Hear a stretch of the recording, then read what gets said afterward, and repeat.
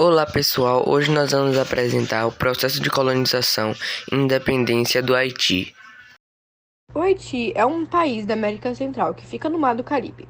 Em 1804, o Haiti foi o primeiro país a se tornar independente a partir da luta dos escravizados africanos que eram explorados na região. Em 1492, os navegadores espanhóis chegaram à América Central sob a expedição liderada por Cristóvão Colombo e desembarcaram uma ilha que recebeu o nome de Ilha Espanhola, local onde estão localizadas o Haiti e República Dominicana. Quando os espanhóis chegaram lá, eles causaram praticamente a extinção dos indígenas que habitavam ali, por conta das doenças que os nativos ainda não tinham imunidade. Em 15 anos, o número de indígenas na ilha caiu demais, passando de cerca de 1 milhão de pessoas para 60 mil.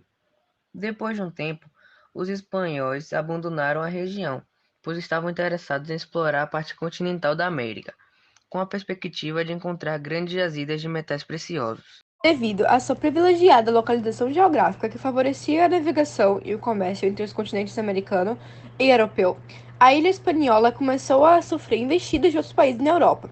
Em 1647, depois de um acordo assinado com a Espanha, a França oficializou seu domínio sobre a parte ocidental da ilha, onde fundou a colônia de Saint-Domingue. A parte leste da Hispaniola, chamada na época São Domingos, manteve-se o domínio espanhol até sua independência, em 1821. Na colônia francesa de Saint-Domingue se formou uma sociedade bastante desigual. A minoria da população, composta por homens brancos que controlavam as grandes propriedades rurais, onde eram cultivados café, algodão e principalmente cana, para a produção do açúcar. No século XVIII, Saint-Domingue foi considerada uma das maiores produtoras do gênero no Caribe.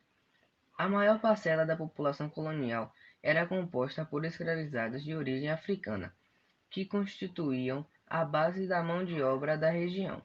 Além deles, habitavam o território alguns milhares de mestiços e libertos. Bom, no final do século XVIII, as tensões entre os diferentes grupos sociais da colônia do Saint-Domingue se tornaram ainda mais evidentes devido à eclosão da Revolução Francesa, ou seja, que ocorreu em 1789, na metrópole. O movimento de que propunha a liberdade e a igualdade entre os indivíduos serviu de inspiração para mestiços, libertos e escravizados, que excluídos da participação política e sujeitos à exploração colonial, passaram a reivindicar a conquista e a ampliação de direitos políticos e sociais. Em 1791, os africanos escravizados e quilombolas de Saint-Domingue organizaram um levante contra as péssimas condições de vida às quais estavam sendo condicionados. Nesse processo, milhares de colonos foram mortos e muitas plantações agrícolas foram destruídas. Em pouco tempo, a revolta se espalhou para o restante da ilha. O governo francês tentou reprimir o movimento, mas fracassou. Em 1793, na fase mais radical da Revolução Francesa, tentando conter os revoltosos, o governo francês aboliu o regime de escravidão em suas colônias. Nesse contexto, Saint-Domingue se tornou a primeira colônia europeia a extinguir o trabalho escravo. Mesmo com o fim da escravidão, os conflitos entre os representantes da coroa e a população colonial se intensificaram. Bom, para apaziguar os ânimos, os franceses tentaram firmar acordos com o exército de revoltos, liderados pelo comandante-geral François Dominique.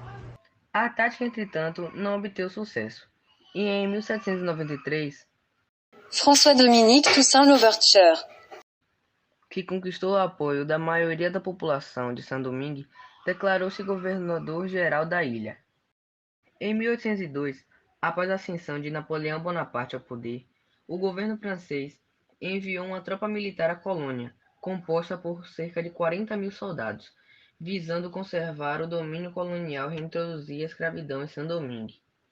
A situação acentuou os conflitos da região, colocando no mesmo movimento a luta contra o retorno da escravidão e o domínio francês.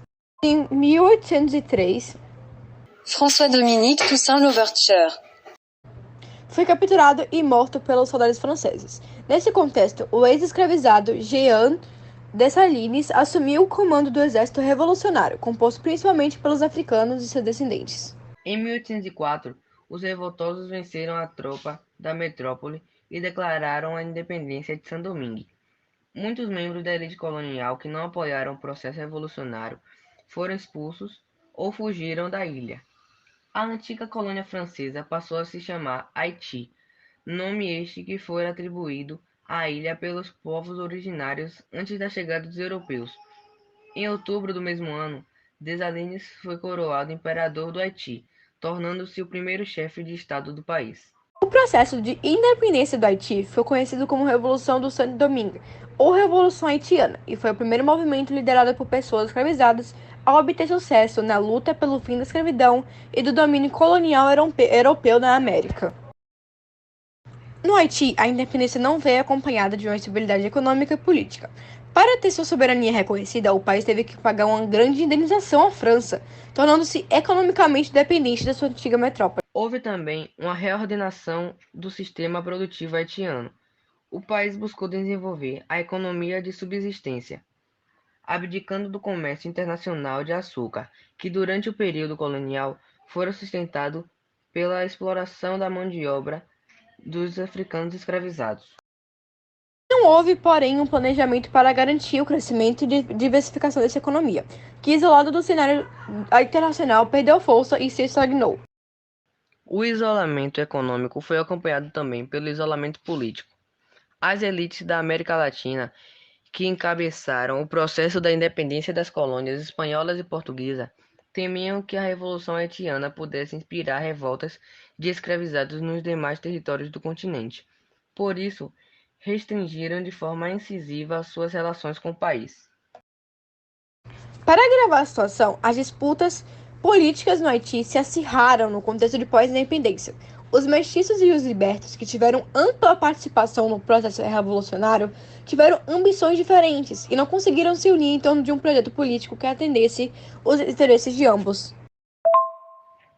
Assim, ao longo do tempo, a história do país foi marcada pela corrupção, por golpes de Estado, rebeliões e intervenções estrangeiras, o que dificultou a consolidação de sua democracia, que permanece bastante frágil até os dias atuais. Obrigado por assistir, volte sempre.